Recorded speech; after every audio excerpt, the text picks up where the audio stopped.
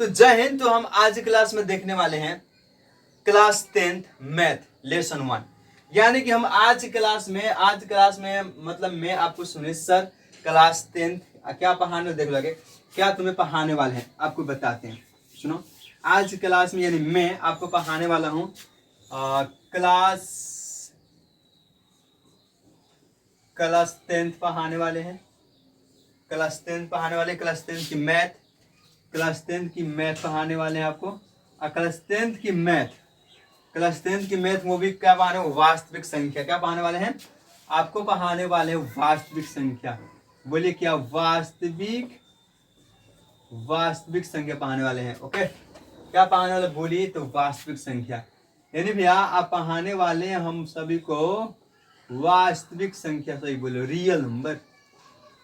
वास्तविक संख्या पढ़ाने वाले हैं, रियल नंबर पढ़ाने वाले हम सबको आज। यानी भैया आज हम सभी को पढ़ाने वाले रियल नंबर, यानी गाइस आप सभी को पढ़ाने वाले वास्तविक संख्या, रियल नंबर पढ़ाने वाले हैं 10th क्लास मैथ। तो सबसे पहले हम लोग देखेंगे पढ़ाई करने से पहले पढ़ाई के तरीके, यानी कि सबसे अलग पढ़ने वाले हैं। ओके, किसके लिए पढ़ने वाले हैं तो बोर्ड एग्जाम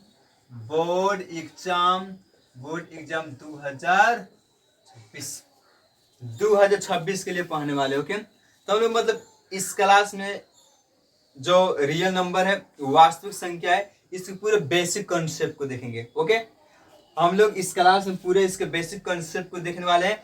तब इसके बाद क्या क्या देखेंगे, मतलब यानी कि हम लोग कैसे पढ़ाई करेंगे, इसकी शेड्यूल क्या होगी, पढ़ाई करने का कुछ तरीका क्या होगा। तो सबसे पहले हम लोग क्या करेंगे, सबसे पहला पॉइंट ये है, हम लोग पढ़ाई करेंगे तो सबसे पहले जो भी लेसन स्टार्ट होगा तो उसका सबसे पहले हम लोग क्या देखने वाले हैं, बेसिक कंसेप्ट। यानी कि उसका बेसिक कंसेप्ट देखेंगे। यानी कि भैया सबसे पहले देखने वाले हैं बेसिक कंसेप्ट को। बेसिक कंसेप्ट जैसे स्टार्ट होगा, खत्म हो जाएगा, तो हम लोग क्या करेंगे, सबसे पहले हम लोग एक्सरसाइज स्टार्ट करेंगे। यानी कि हम लोग एक्सरसाइज स्टार्ट करने वाले हैं। यानी कि हम लोग एक्सरसाइज जो भी जितना भी एक्सरसाइज है, सभी एक्सरसाइज के क्वेश्चन हम लोग लाइन से करने वाले हैं। यानी बेसिक कंसेप्ट में क्या की जाएगी, आपको कुछ थ्योरी दिया जाएगा बहुत। अब उसमें जो भी बेसिक कंसेप्ट का मतलब होता है, इसमें बेसिक बातें बताई जाएगी जो लेसन समझ में आए। और बेसिक यानी कि हम लोग कंसेप्ट के सहायता से क्वेश्चन सॉल्व करने वाले हैं। तो बेसिक कंसेप्ट देंगे, तब हम लोग क्या करने वाले हैं, एक्सरसाइज यानी जो आपका बुक है एनसीईआरटी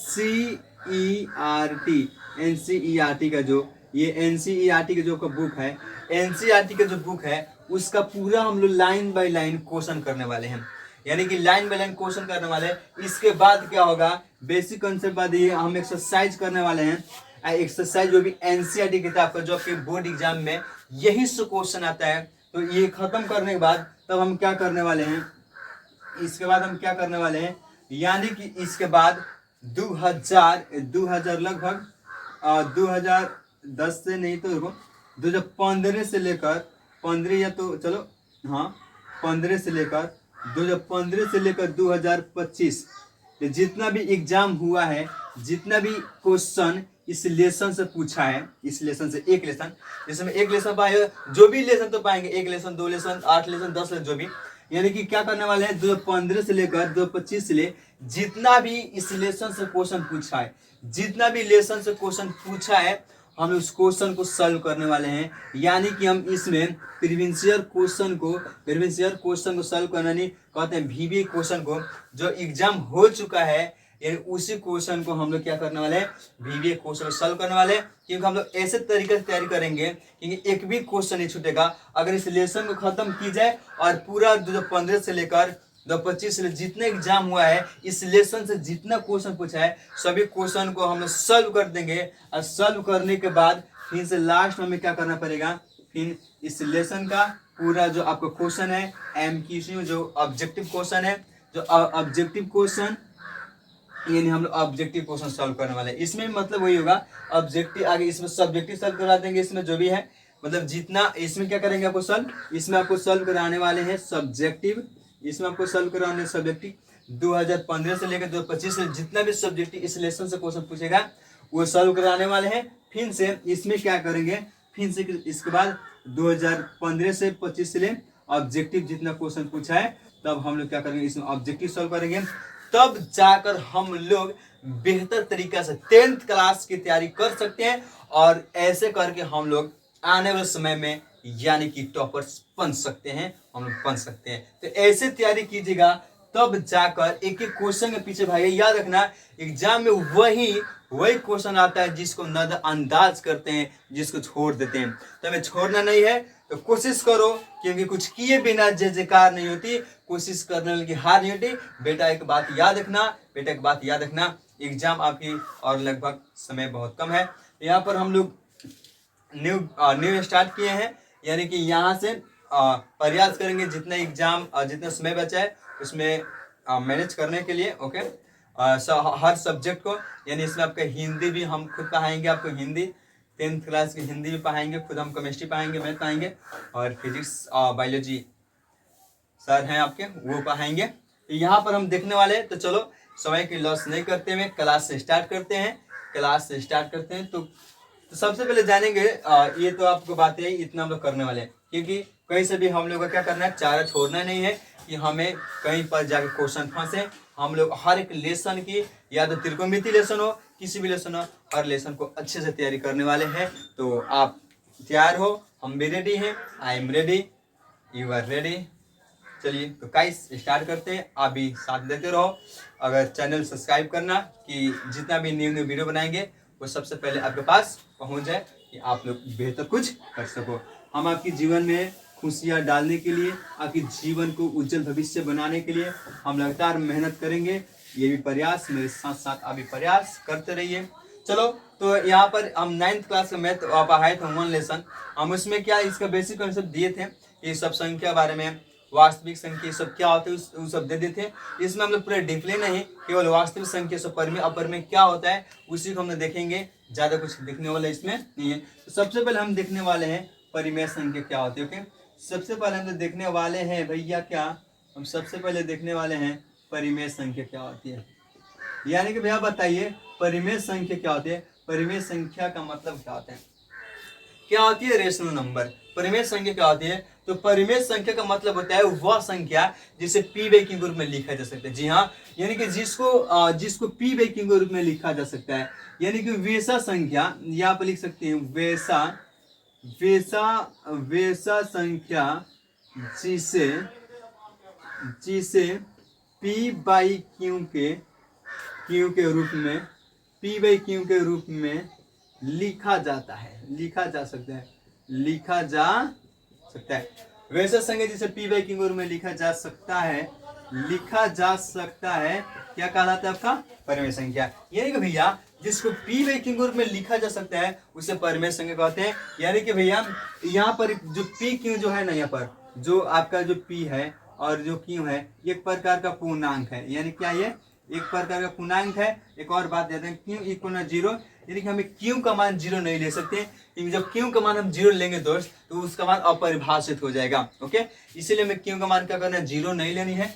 यदि क्यू का मान जीरो लेंगे उसका मान क्या हो जाएगा, अपरिभाषित हो जाएगा। समझ में आ रहा है क्या, इसलिए यहाँ क्यू इक्वल जीरो कहा जाता है। यदि एग्जाम्पल की बात करें, यहाँ पर एग्जाम्पल किसी को भी ले लो जिसको पी बाई क्यू, जिसमें सब बांटा वाला संख्या आ जाएगा, जिसका वर्गमूल निकल जाए, 25 का वर्गमूल 5 आ जाए, कुछ भी ले सकते हैं। ये सभी परिमेय संख्या है। ये सभी कौन सा संख्या है, परिमेय संख्या।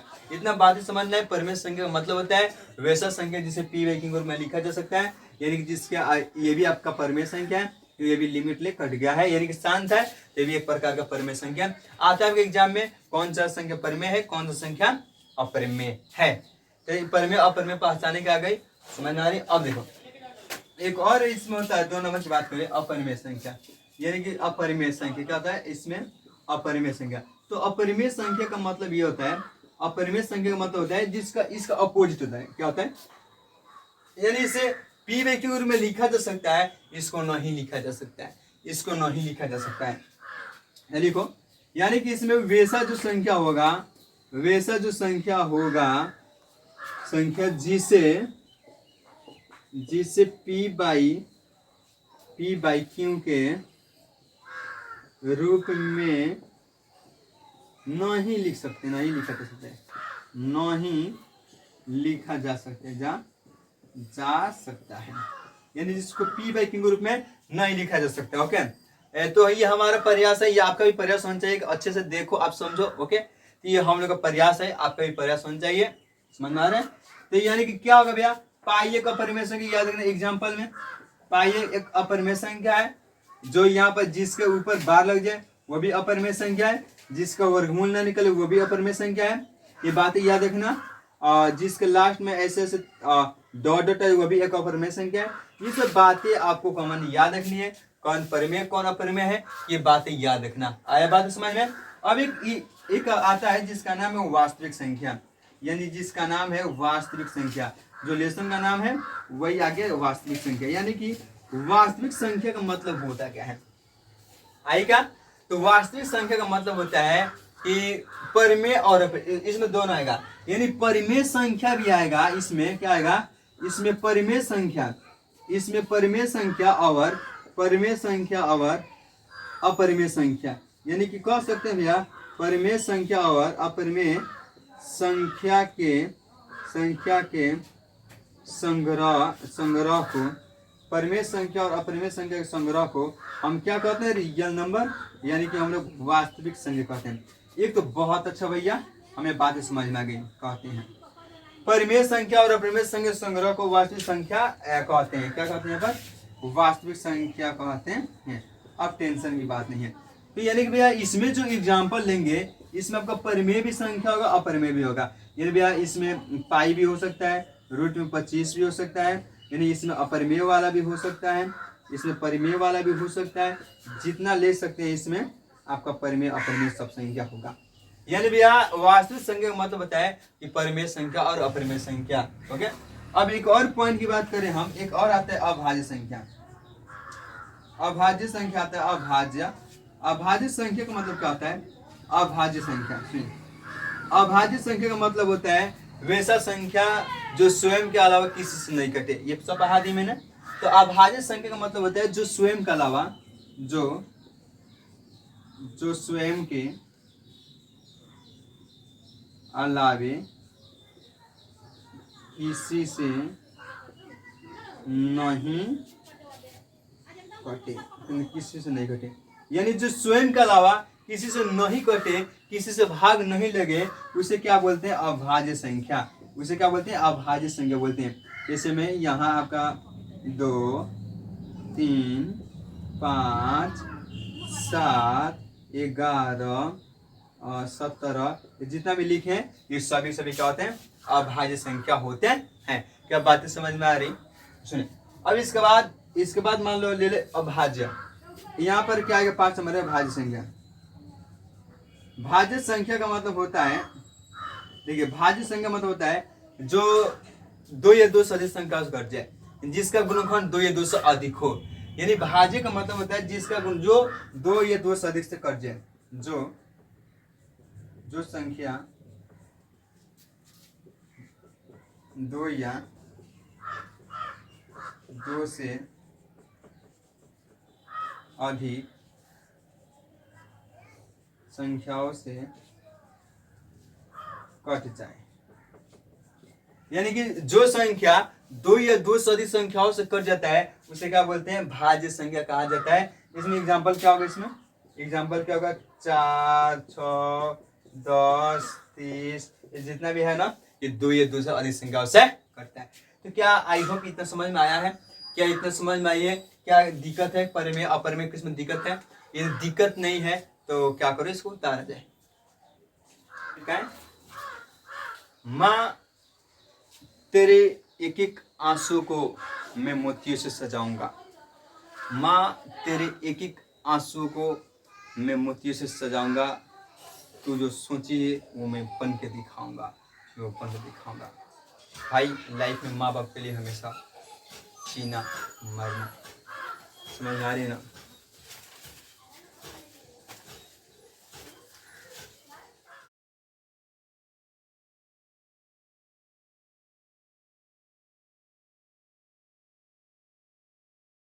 देखिए तो बातें समझ में आ गई, तो मैंने मिटा दिया। अब हम लोग क्या करेंगे, कुछ इसके फार्मूला देखेंगे। क्या देखेंगे, फार्मूला।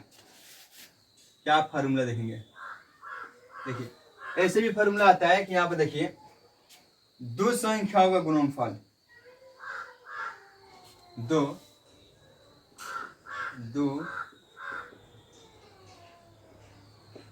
संख्याओं का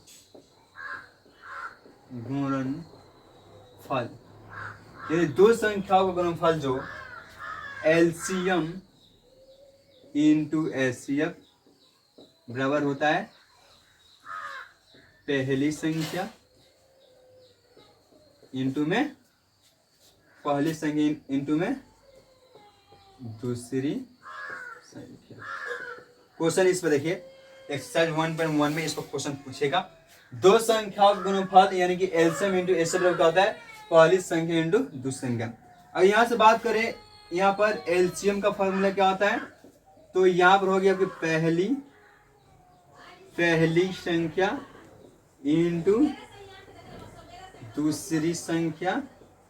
अब इसके बट्टा में एलसीएम में बट्टा में क्या आएगा एचसीएफ आ जाएगा। आई बात तो समझ में। यदि आपसे कह दें एचसीएफ का फॉर्मूला क्या होता है, तो एचसीएफ का फॉर्मूला होता है पहली संख्या इंटू में दूसरी संख्या। अब एचसीएफ बोला है तो बटा में क्या आएगा एलसीएम। इस पर क्वेश्चन पूछता है। यदि आपसे कह दें कि पहली संख्या का फॉर्मूला क्या होता है, पहली संख्या निकालनी हो, यदि क्वेश्चन में पहली संख्या निकालनी हो तो उसका फॉर्मूला क्या होता है, बहुत सिखाएंगे, टेंशन की बात ना करो, है हम सिखाएंगे, टेंशन की बात ना करो। सोच रहा हूं क्या करूं पहली संख्या, तो होगा इसका होगा एलसीएम इंटू एचसीएफ बाई दूसरी संख्या, दूसरी संख्या। हम बेसिक क्वेश्चन कराएंगे, अभी बेसिक क्वेश्चन कराएंगे, एक्सरसाइज की तो बाद में बात करेंगे। हम आपको एलसीएम निकालना सिखाएंगे, एचसीएफ निकालना सिखाएंगे। टेंशन की बात नहीं है दोस्त, टेंशन की बात नहीं है। तुम मुझसे पढ़ाई कर रहे ना, तुम मुझसे पढ़ाई कर रहे हो, तुम मुझसे पढ़ाई करोगे। देखो या बताओ दूसरी संख्या का फॉर्मूला क्या होता है, तो होता है एलसीएम इंटू में एचसीएफ बट्टा में पहली संख्या। चलो मेरे साथ बोलो मेरे साथ, याद करा दे बोलो मेरे साथ। बताओ दो संख्याओं का गुणनफल यानी एलसीएम इंटू एचसीएफ बराबर क्या होता है पहली संख्या इंटू में दूसरी संख्या।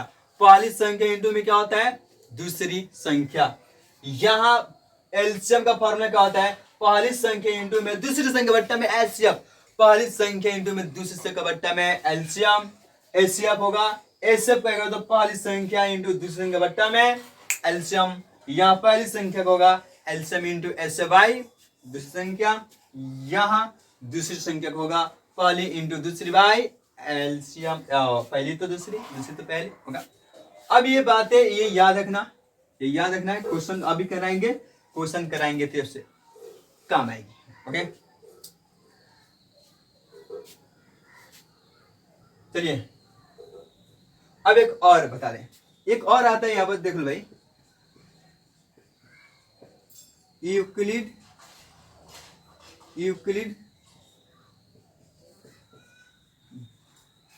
विभाजन एल्गोरिथम परिमेय। यूक्लिड एल्गोरिथम परिमेय आता है, वही यूक्लिड विभाजन परिमेय। सुनो यूक्लिड विभाजन परिमेय क्या होता है, यहाँ ये होता है ए बराबर बी क्यू प्लस में आर। यस भाई, अब ए बराबर बी क्यू प्लस में आर, ये यूक्लिड विभाजन का परिमेय है। क्या है, इस पर क्वेश्चन कराएंगे। यूक्लिड विभाजन का परिमेय है ए बराबर बी क्यू प्लस में आर, ये क्या होता है क्या नहीं होता है। तो एक बात करें यूक्लिड विभाजन में हम ये देखने वाले हैं, यहाँ पर ये देखने वाले हैं, इसमें ए क्या है तुम्हारा, इसमें बी क्या है तुम्हारा, इसमें आर बी क्यू क्या है तुम्हारा, इसमें आर क्या है तुम्हारा। सुनो तो यहाँ पर जैसे में बात करें तो ए आपका जो होगा ना, अब हम देखने वाले हैं क्या यूक्लिड विभाजन परिमेय। ओके तो यहाँ पर क्या होता है ए बराबर ए बराबर बी क्यू प्लस में आर। ओके, तो यहाँ पर देखेंगे हम ए क्या है, बी क्या है, क्यू क्या है और आर क्या है।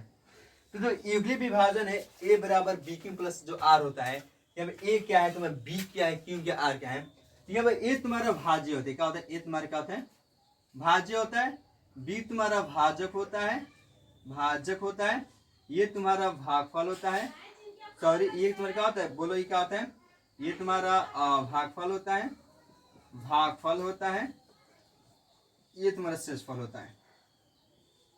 देखिए यानी यूक्लिड विभाजन में हम देख रहे हैं ए बराबर बी क्यू प्लस जो आर है, ए तुम्हारा भाज्य है और बी तुम्हारा भाजक है, क्यू तुम्हारा भागफल है, यहाँ पर आर तुम्हारा शेष है। यानी जैसे में हम लोग भाग इसमें देते हैं, मान लो इसमें भाग दिए, दो में इससे भाग दिए, मान लो इसमें दो दूना चार आया, यह शेष बचा।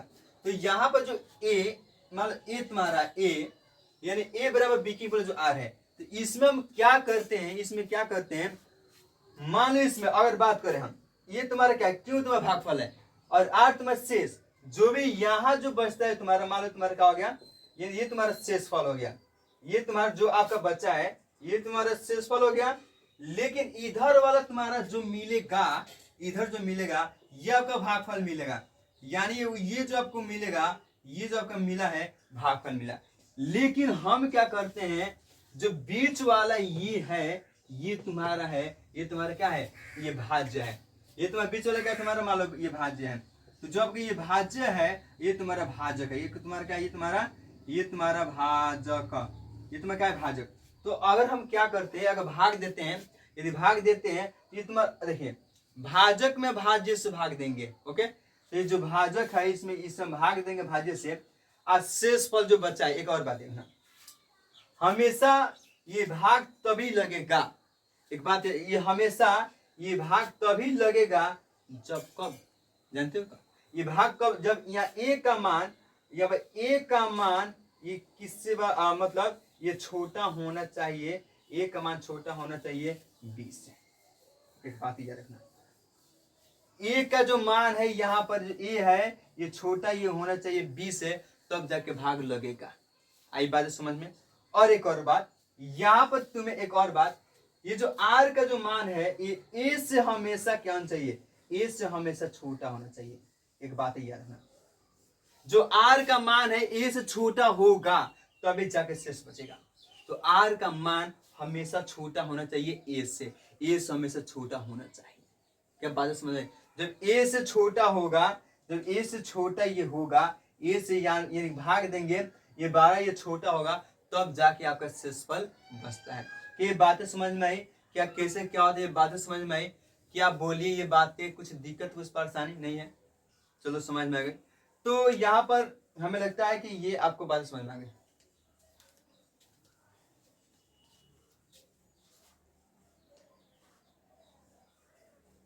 तो हम देख रहे थे यहाँ पर यूक्लिड का जो विभाजन प्रमेय है, तो यहाँ पर हमने देख लिया। ओके, तो देखने के बाद यहाँ पर कौन भाज्य कौन भाजक है, अब हम क्या करेंगे, इसमें कुछ क्वेश्चन करने वाले हैं। क्या करेंगे, अब इसमें क्वेश्चन, इसमें कोई डाउट नहीं होगा ना, हम इसमें क्वेश्चन करने वाले हैं। अब कुछ देखते हैं, कुछ क्वेश्चन करेंगे। ओके,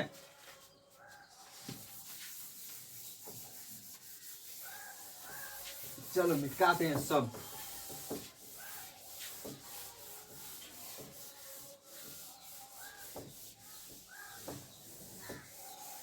देखिए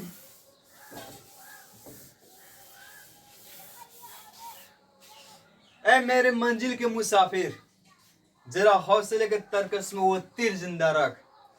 ऐ मेरे मंजिल के मुसाफिर, जरा हौसले के तरकस में वो तीर जिंदा रख। भले दुनिया में हार जा सब कुछ, फिर भी जीतने का उम्मीद जिंदा रख, उम्मीद जिंदा रख। तो हम देखने वाले हैं क्वेश्चन। क्या हम क्वेश्चन देखेंगे, सबसे पहले क्या हम देखने वाले, कैसे निकलता है गुणनखंड, कैसे निकलेगा गुणनखंड।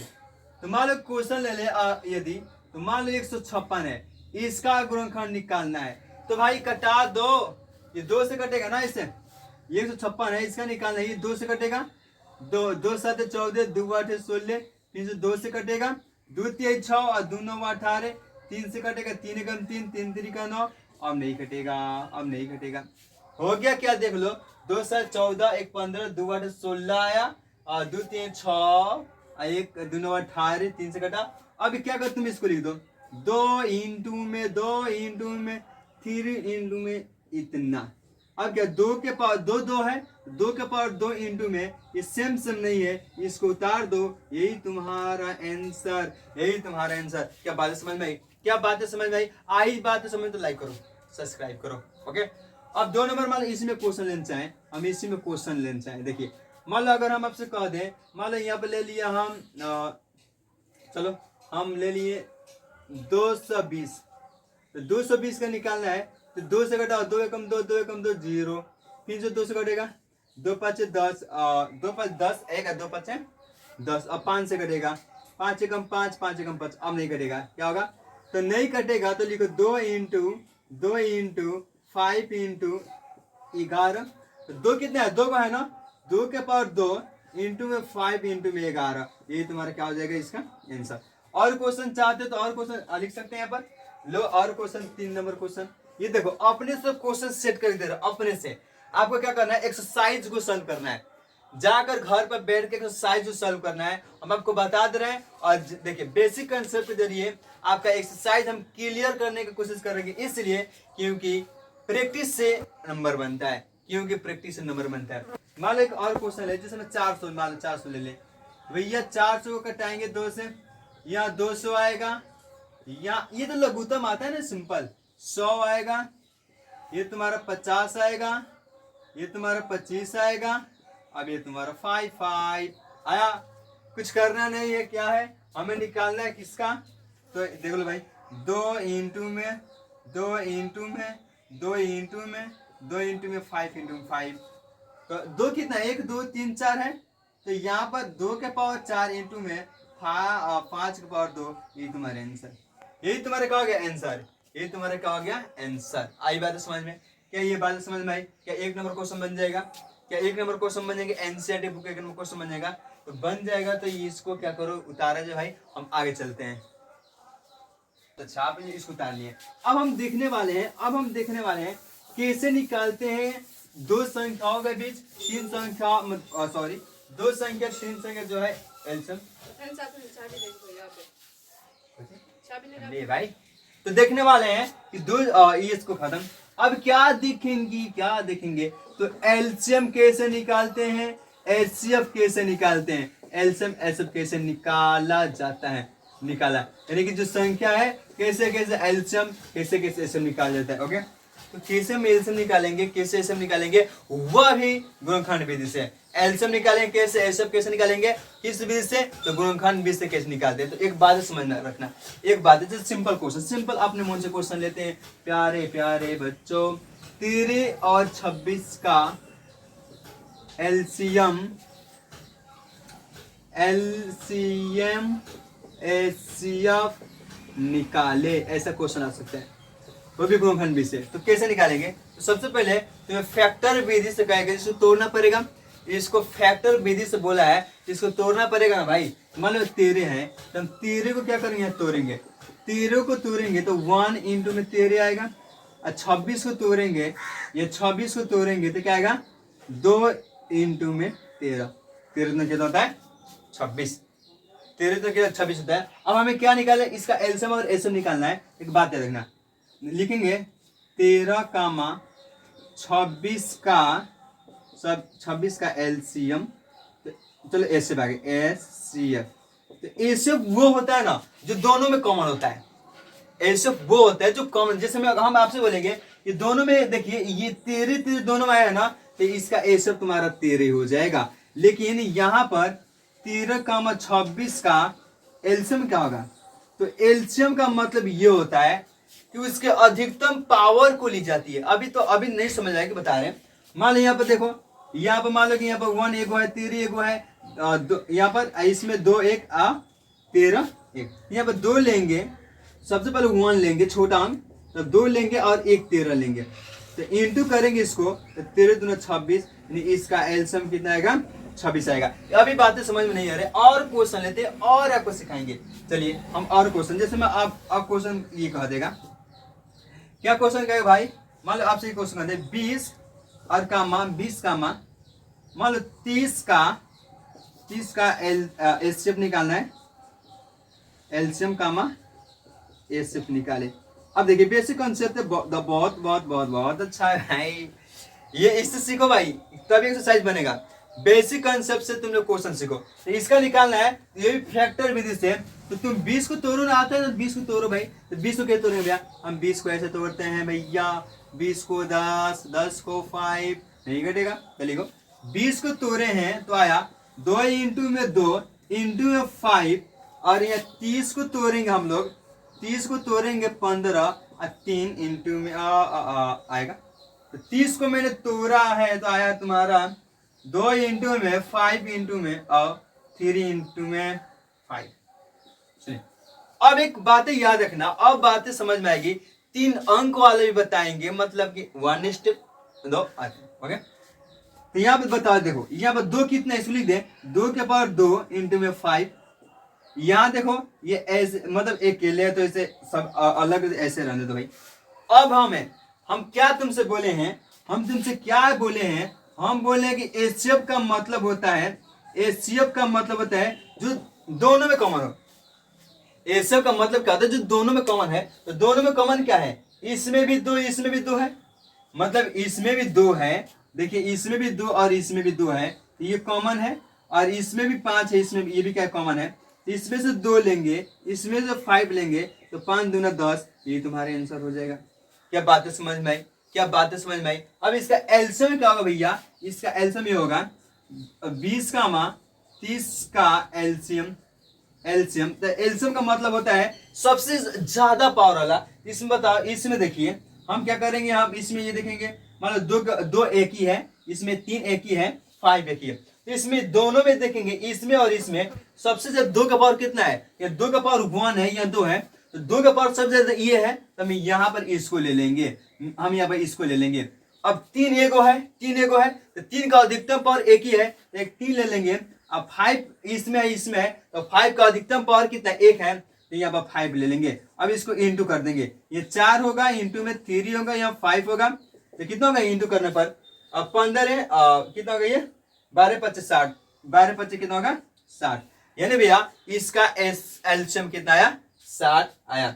इसका एलसीएम कितना आया, 60। चलो ये उतारो, इसके बाद हम और कराते क्वेश्चन। उतारो। मैं हार कैसे जाऊं, लगता नहीं हमें, मैं हार कैसे मानूं,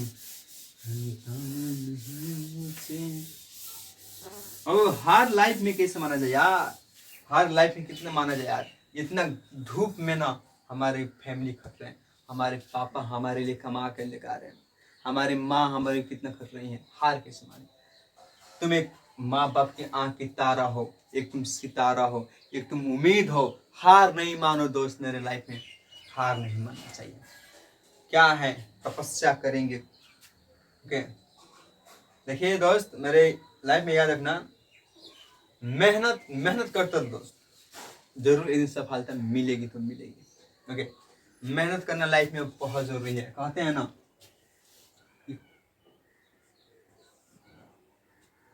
बेहतर से बेहतर होने की तलाश करो, मिल जाए नदी तो समुद्र की तलाश करो। टूट जाते हैं अक्सर शीशे पत्थर की चोट से, टूट जाए पत्थर ऐसे शीशे तलाश करो। पता है भाई, इसलिए कह दो बेहतर से तलाश करना चाहिए। ओके जो और मिले उससे भी बेहतर तलाश करो, लाइफ में सुख से। समझ में आ रही ना। तो देखो आप क्वेश्चन लेते हैं, 12 15 ओवर 21 का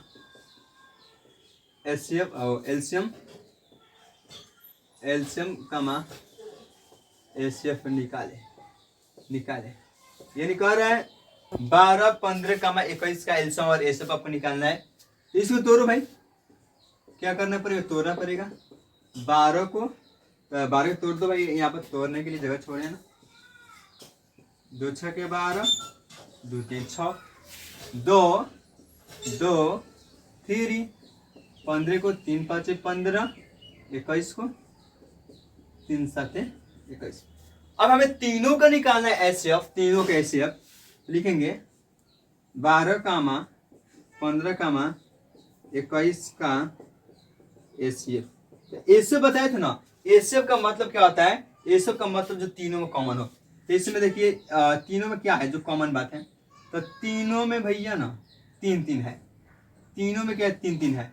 देखिए 2 इसमें है लेकिन इसमें नहीं, इसमें नहीं है, 3 इसमें इसमें इसमें, 7 सब में नहीं है, 5 सब में नहीं है, तीनों में 3 कॉमन, तो इसका एचसीएफ कितना होगा 3। आया बात है, इसका एचसीएफ कितना होगा 3 होगा। अब इसका एलसीएम बात करें, इसका एलसीएम 12 कामा 15 कामा 21 का एलसीएम। एलसीएम का मतलब होता है जो सबसे हाईएस्ट पावर, ये 2 के पावर 2 है और एगो 3 है, यहाँ एगो 3 है, यहाँ एक 3 है और एक 5 है, एक 3 एक 5। तो सबसे पहले इस सब में 2 का अधिकतम पावर 2 है तो 2 को लेंगे, 3 का अधिकतम पावर 1 ही है तो 3 को लेंगे, अब 5 एगो तो 5 लेंगे, 7 एगो तो 7 लेंगे। तो इस 4 इंटू में और इस 3 इंटू में 5 इंटू में 7 इंटू कर दो भाई, 12 12 5 60, 12 5 60 और 60 में 420। इसका आंसर कितना आएगा 400, 7 6 42, 420। क्या बातें समझ में आ रही है कि ये बातें समझ में आई? बोलिए, अगर बातें समझ में आई हो तो इसको उतारा जाए।